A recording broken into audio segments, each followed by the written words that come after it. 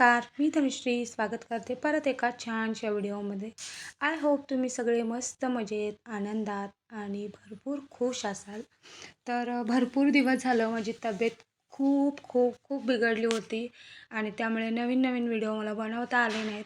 तर दिवसाची आजची काहीशी सुरुवात अशी झाली होती. झाडांना पाणी दिलं, कारण भरपूर दिवस त्यांना पाणी दिलं नव्हतं, त्यामुळे ती वाळली होती. आता थंडी असली तरी पण झाडांना पाणी देणं खूप गरजेचं आहे. त्यानंतर गॅलरी पण थोडी धुवून घेतली, कारण कबूतर येतात आणि त्यामुळे ती भरपूर घाण करून जातात. तब्येत ठीक नव्हती आणि त्यामुळे दारातही रांगोळी नव्हती भरपूर दिवस. त्यामुळे मनालाही कसं तरी वाटत होतं. त्यामुळे आज सगळ्यात आधी छान अशी या पद्धतीने दारात रांगोळी काढून घेतली. देवाकडेही भरपूर दिवस दुर्लक्ष झालं होतं, त्यामुळे छान अशी आधी पूजा करून घेतली, जेणेकरून मला, माझ्या घराला आणि देवालाही छान वाटेल. देवपूजा आवरून घेतली आणि काहीशी अशी होती आजची देवपूजा.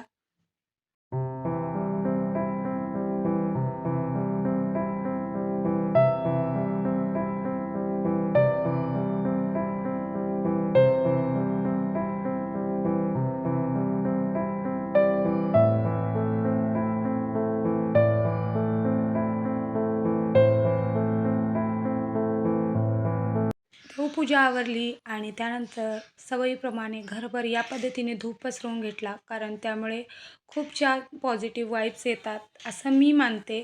आणि तुम्हाला सांगू काय, मी गुरुवारच्या व्हिडिओमध्ये सांगितलं होतं की मला अचानक व्हॉमिटिंगचा त्रास व्हायला लागला आणि त्यानंतर मला खूप खूप खूप त्रास झाला. मग डॉक्टरकडे जेव्हा मी गेले तर तेव्हा त्यांनी मला सांगितलं की डोक्यामध्ये पित्त गेलेलं आहे, त्यामुळेच तुम्हाला चक्कर मारत आहे. मला बसता क्षणीसुद्धा चक्कर मारत होती, इतका मला त्रास होत होता. आणि खरंच मी या त्रासातून कशी बाहेर पडले आणि त्याच्यावर कशी मी मात केली हे फक्त मलाच माहिती आहे. आणि या सगळ्यावर मात करण्यामागे फक्त माझ्या स्वामींचा आणि माझ्या आईवडिलांचा आशीर्वाद आहे. त्यामुळेच मी हे सगळं सहन करू शकले आहे, कारण त्रास खूप असह्य होता ह्या काही दिवसापाठीमागचा. त्यानंतर माझं जे नेहमीप्रमाणे जपकरण असतं ते करून घेतलं. आणि आज होती संकट चतुर्थी आणि मला डॉक्टरांनी स्ट्रिक्टली सांगितलेलं आहे, उपवास आणि पित्त होईल अशा अजिबात कोणत्याही गोष्टी करू नका. आणि बघू शकता इतकी औषधं वेगवेगळ्या प्रकारची आणली होती, का तर कोणत्या तरी औषधाने फरक पडेल. पण भरपूर औषधं खाल्ली, त्यानंतर कुठे जाऊन थोडासा गुण आलेला आहे आत्ता. उपवास तर करता येणार नव्हता, पण बाप्पा थोडीच म्हटला होता, की "धनू तू मंदिरात येऊ नको." म्हणून मग मंदिरात जायला निघालो. मंदिरात गेल्यावर माझं नेहमीचं काम असतं ते म्हणजे उंदराच्या कानात भरपूर साऱ्या गोष्टी सांगणे. आता मला माहीत आहे देवाला भरपूर टेन्शन आहे. त्याला प्रत्येकजण येईल तो वेगवेगळे आपली दुखणी सांगत असतो. तरी पण मला माझं दुखणं सांगायचं होतं. तर अशी काहीशी आजची बाप्पाची पूजा होती. त्यानंतर येता-येता यांनी मला नाश्ता बाहेरूनच घेऊन दिला होता इडलीचा. कारण त्यांचं म्हणणं होतं, "एकदमच सगळा त्रास करत बसू नको. आत्ता थोडंसं बरं वाटतंय. परत सगळी एकदम कामं करायला गेलीस, की परत आजारी पडशील." त्यामुळे ते म्हणालेत, की "नाश्ताच आपण बाहेरूनच घेऊया."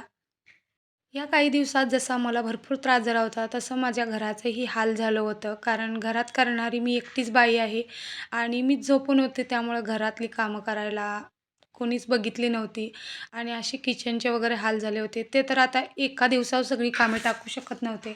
त्यामुळे थोडी-थोडी कामं करायला घेतली. किचन या पद्धतीने पटापट असा आवरायला घेतला, जेणेकरून उद्यावर थोडी कामे कमी बसतील.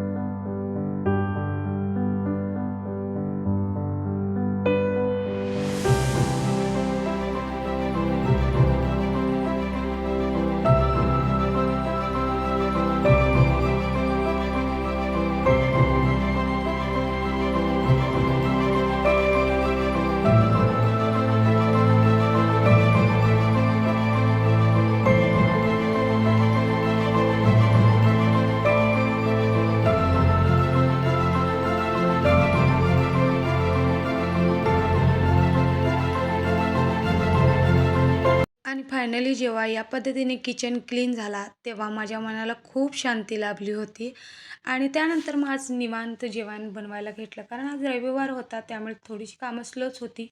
जेवणामध्ये आज भाकरी आणि या पद्धतीने कोबीची भाजी बनवली होती, जेणेकरून गरमागरम मला भाकरी खाता येईल.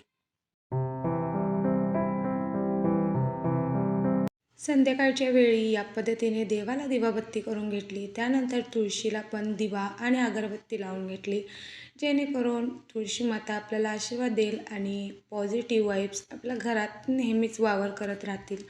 जितकं शक्य आहे तितकं देवासाठी करायचं. देव पण आपल्याला कुठेही कमी पडू देत नाही.